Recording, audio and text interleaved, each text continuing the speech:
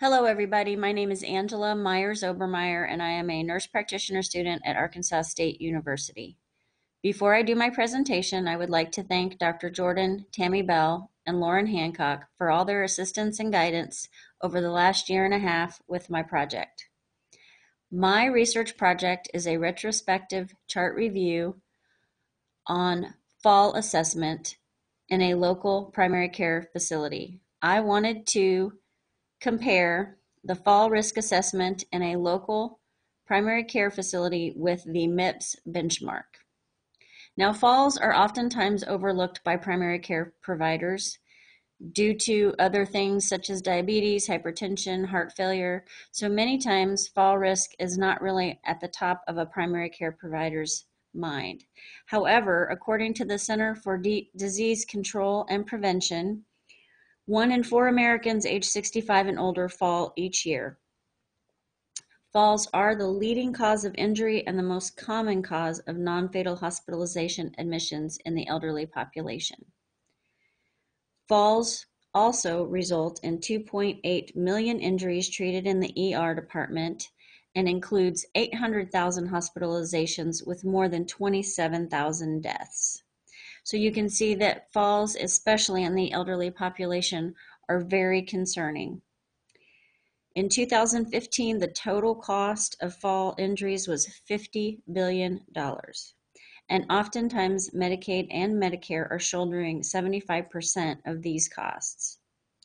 This cost is expected to rise to reach an estimated $67.7 billion by the year 2020. In addition to hospitalizations and injuries, the rate of deaths from falls in persons 65 and older has increased by 31% from 2007 through 2016. The fastest growing rate among these individuals was in people 85 years and older. One of the best ways to assist patients over 65 is for the provider to assess their fall risk annually. The American Geriatric Society guidelines on fall risk screening and assessment recommend annual screening for all individuals over 65. So I did a retrospective chart review where I looked at 50 charts at a local primary care facility. I looked at the charts from dates January 1st of 2019 through November 18th of 2019. This was a random selection of 50 individuals. I assessed their charts to see if those individuals, when at their primary care appointment, had been given a fall risk assessment. Of the 50 individuals, only 39 out of 50 had received a fall risk assessment. This is 78%.